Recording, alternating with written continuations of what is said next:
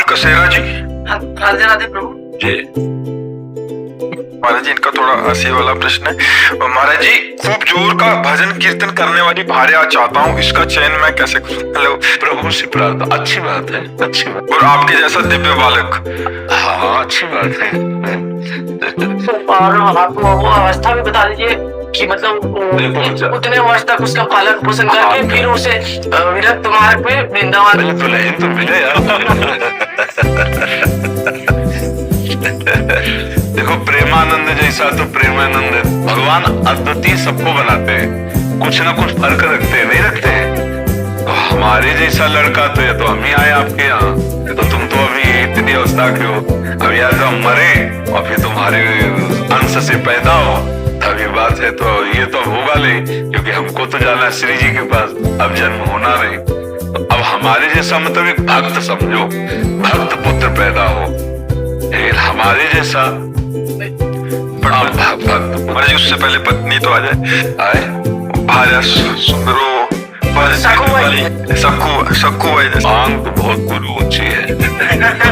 सखुबाई जैसी पत्नी हो, प्रेमानंद जैसा लड़का हो, तो फिर बाप कैसा होना चाहिए?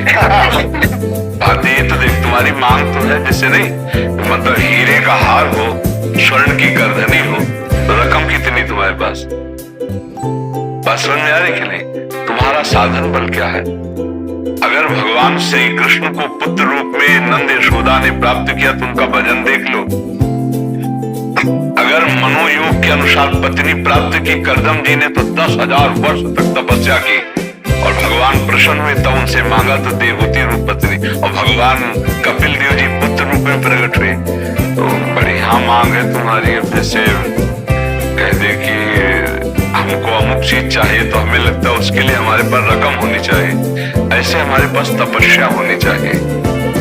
हमारे पिता ने कभी पादुका जीवन में नहीं पहनी और किसान थे। गुरु की पादुका झोली पे, गीता जी, रामायण, गंगाजल, ये साथ 10 बजे 11 बजे तक बैल की तरह मेहनत करते, हल जोतते नंगे पैर, और फिर स्नान करके गुरु की पादुका का चरणामृत पीते, गीता और रामायण का पाठ करते, और खड़े होकर आसपास देखते कोई संत महात्मा दिखाई दे जाए, तब फिर जो भोजन आया रूखा सूखा उसे पाते, और हर समय नाम जप करते हुए, और कभी बनियाइन कुर्ता नहीं पहना, एक नीचे अचला एक ऊपर अचला मार्किन का, भीषण सर्दी में कभी स्वेटर कभी बनियाइन कर, ऐसे महान तपस्वी ब्रह्म ऋषि।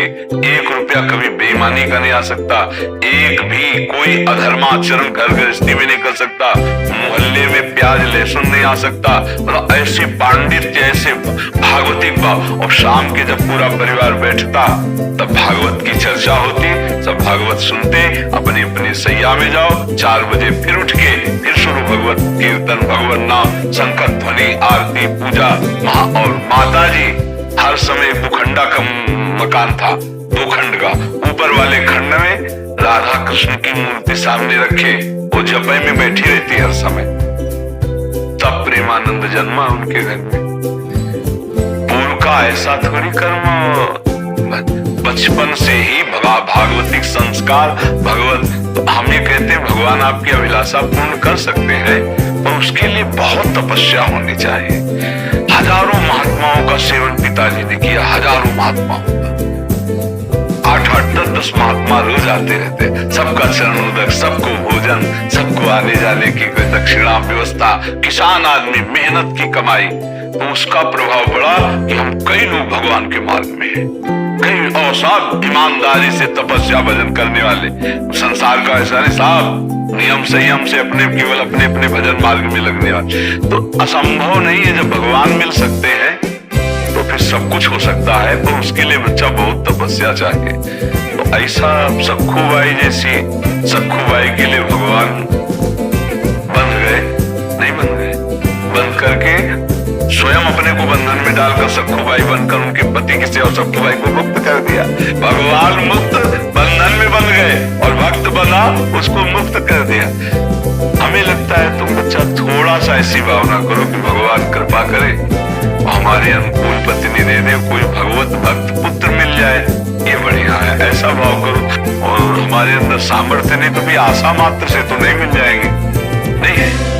एक आशा करो, आपको बाजार में जाके तो वहां आपको पैसा चाहिए, ऐसे ही संसार में सच्ची मानो ना, बिना भजन और पुण्य के बिना कुछ नहीं मिलने वाला।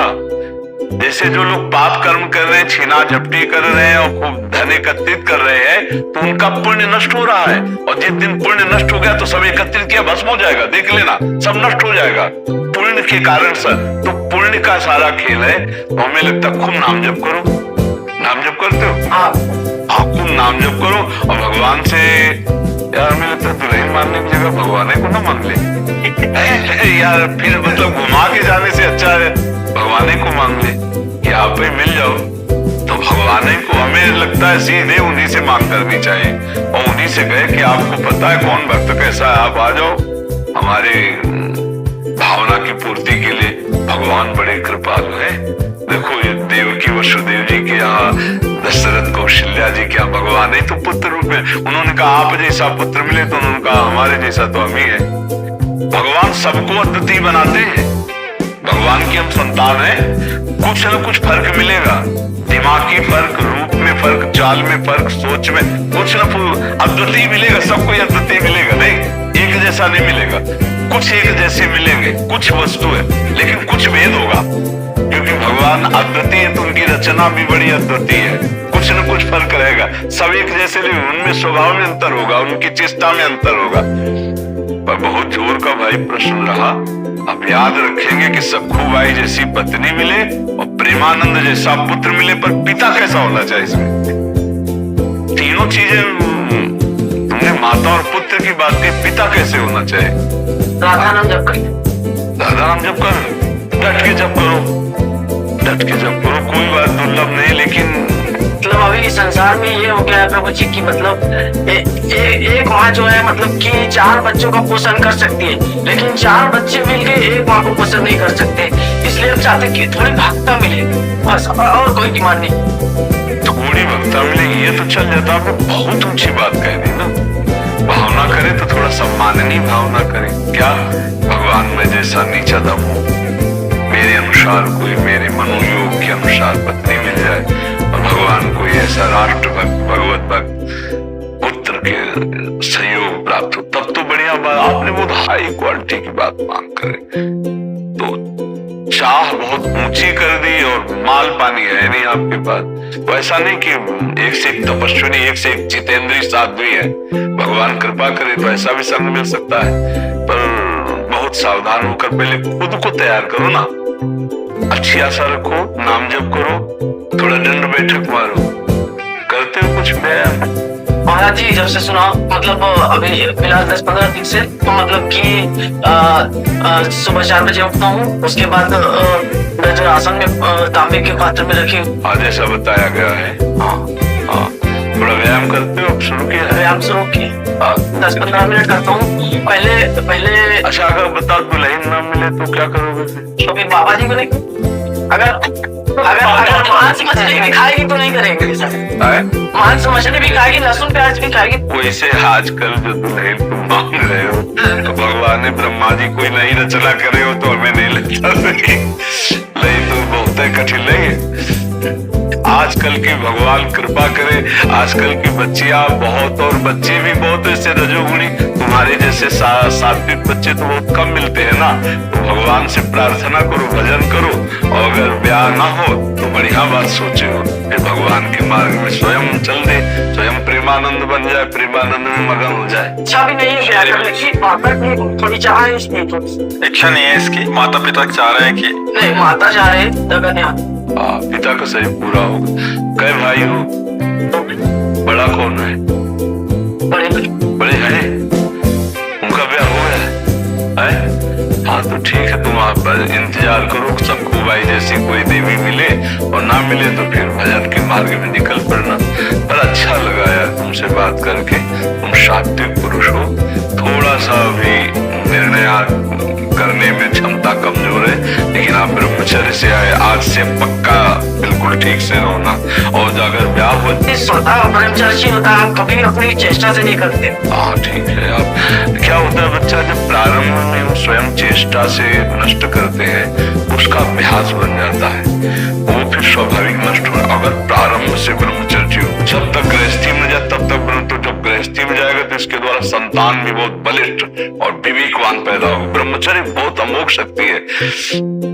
ये समझो कि अगर आप 2 वर्ष ब्रह्मचर्य रहो, नाम जप करो और फिर संतान की भावना और संतान उत्पत्ति करने की क्रिया के पहले भगवान को प्रणाम, समस्त देवताओं को प्रणाम और शास्त्रीय पद्धति, अमुक तिथि, अमुक समय, अमुक ऐसा, और फिर संयोग किया जाए तो वो जो पुत्र हो 2 वर्ष मात्र ब्रह्मचर्य। तो यहाँ तो गर्भस्थ शिशु हो जाने पर भी ब्रह्मचर्य नहीं रहते, तो इसीलिए वो आचरणहीन संतानें होती। इसका बड़ा प्रयोग का जो शास्त्रीय पद्धतियां हैं, इनका बड़ा बल है। जिस समय भगवान कश्यप जी ने ब्रह्मचर्य धारण करके और विनता और कद्रु का, तो विनता से गरुण भगवान पैदा हुए, अरुण भगवान पैदा हुए, 2 पुत्र, जो अरुण जी सूर्य के सारथी और गरुण जी हरि के वाहन, और कद्रु से भगवान शेष जी पैदा हुए, वासुकी जी पैदा हुए। ये देखो ब्रह्मचर्य का चमत्कार। वो ऐसे नहीं, जब संतान प्रकट करते थे तो बहुत वर्ष ब्रह्मचर्य रह के तब करके तब फिर संतान प्रकट करते थे। अब जैसे गंदे आचरण, गंदा पेय पदार्थ पे गंदी भावनाएं, तो वैसे संतानें होती। अगर वास्तविक अपने जीवन में अपने संतान की उन्नति चाहे तो कुछ समय तक ब्रह्मचर्य रह करके तब ऐसा, और जब गर्भ में बालक आ जाए, ये पता चल जाए गर्भ, तो कभी संयोग ना करे, फिर भगवान नाम कीर्तन, खान पान साथ, तो उस बालक में, गर्भस्थ शिशु में भक्ति के परमाणु आ जाएंगे, और वो चाहे राष्ट्र भक्त बने, चाहे भगवत भक्त बने, वो नाम रोशन करेगा।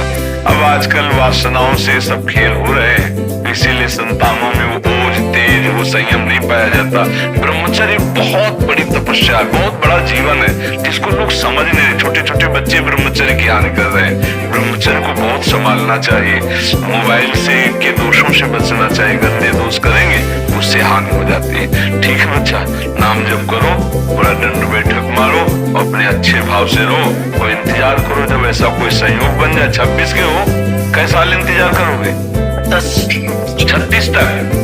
36 तक देख लो भाई, अगर जिंदा रहे तो 36 के बाद भी मिल लेना। नहीं